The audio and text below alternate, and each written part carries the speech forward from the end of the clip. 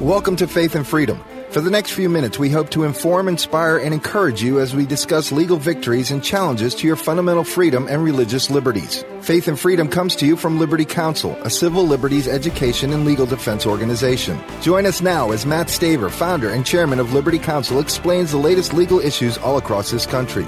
In the courtrooms of America, Liberty Counsel is winning the battle for your constitutional freedom.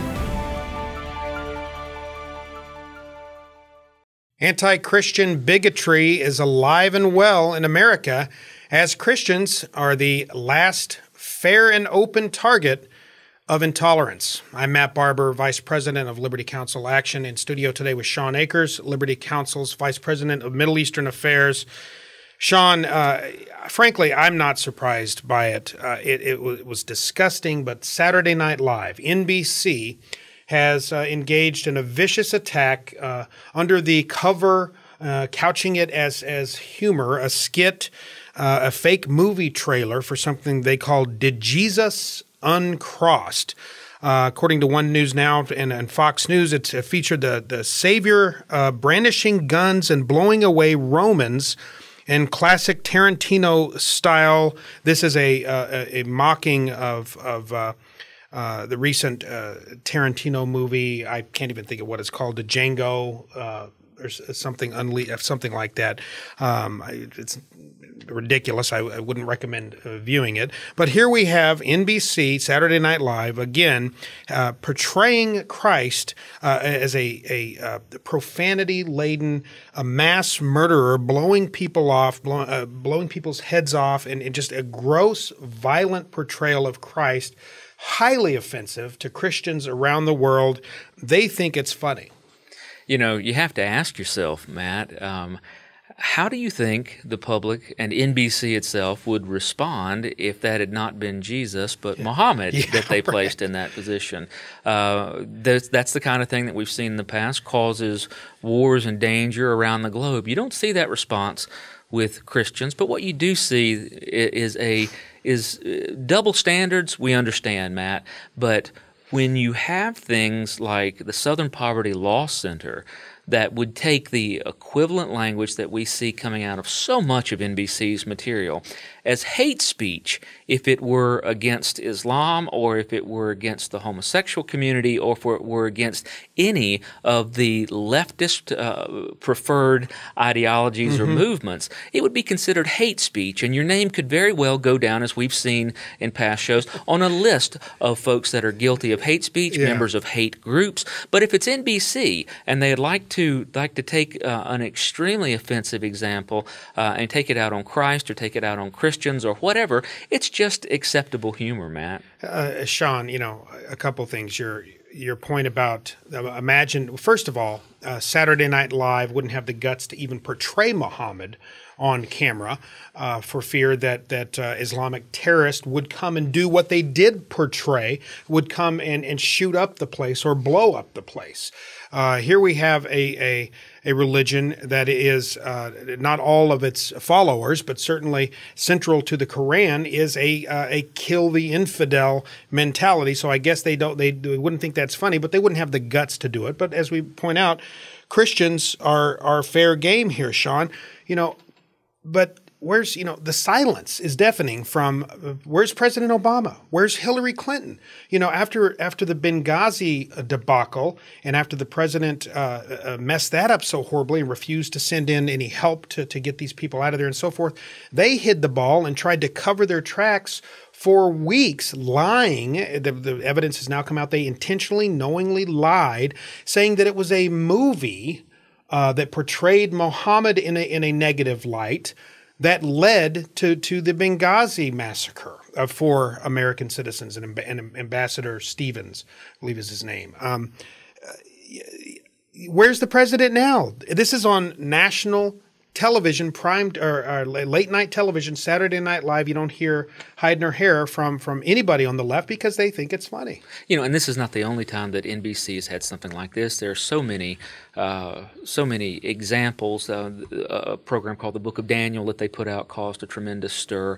And in fact, Matt, if we look overall, the bigger picture here is the role that the media plays and that the government plays in telling people who it's all right to hate and what hatred is acceptable. If you look back through the past, even recent decades, there was a time when it was perfectly all right to hold with great disdain anybody who hunted whales for a living. It was perfectly all right to hold with great disdain at a later time anyone who was harvesting wood from rainforest. It became a greatly acceptable thing to hold with great disdain those who would march in front of abortion clinics. They weren't treated as those who marched in other forms of nonviolent protest. They were treated with extraordinary disdain and even treated differently in the legal system, as we saw with the Scheidler case and many others. Mm-hmm. But what I'm pointing out here, Matt, is that the state does not play a content-neutral role, and neither does the media.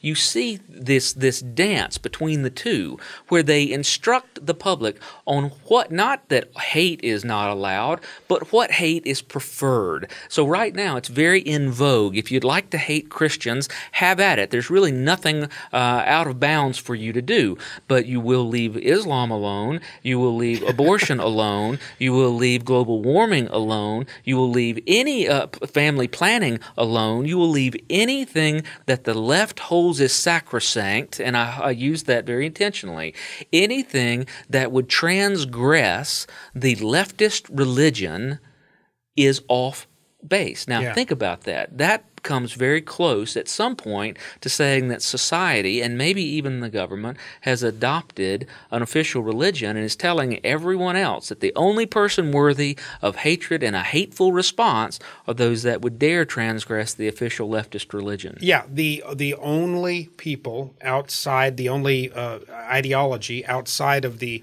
protective bubble of political correctness is Christianity and conservatism. We see example after example. ABC is just as guilty. They finally, I believe, canceled their show Good Christian Blanks, the B word. They had an actual show, Good Christian Blanks. How offensive. Recently, CBS has done the same thing. They had a show, Criminal Minds. It's a program where they portrayed a former homosexual, an S-gay, and thereby portrayed all former homosexuals, and changed therapy, which is, they know, believe me, is in the courts right now. Liberty Counsel at the forefront fighting against SB 1172, which would ban any help for people with unwanted same-sex attractions. Criminal Minds did a show portraying an ex-gay person who had undergone change therapy, and if they skew all the change therapy, as a serial killer, as a murderer, and basically with zero evidence, create in the minds of people watching the program the notion that people seeking help to reconcile their unwanted same-sex attractions with their who they really are and their sincerely held religious beliefs and so forth, that they're all going to become serial killers outside of that politically correct bubble of left-wing radicalism. Christianity, conservatism is fair game. Let's talk practically for a minute too as well, Matt, because, there have been times in American history where the church is what informed society of what was good and what was bad. And what I mean is not an official thing, but the people go to church, they discuss things with their pastor, they adopted a Judeo-Christian worldview, and that's what shaped their ideas of good and bad and right and wrong and beautiful and not beautiful and all of those value judgments.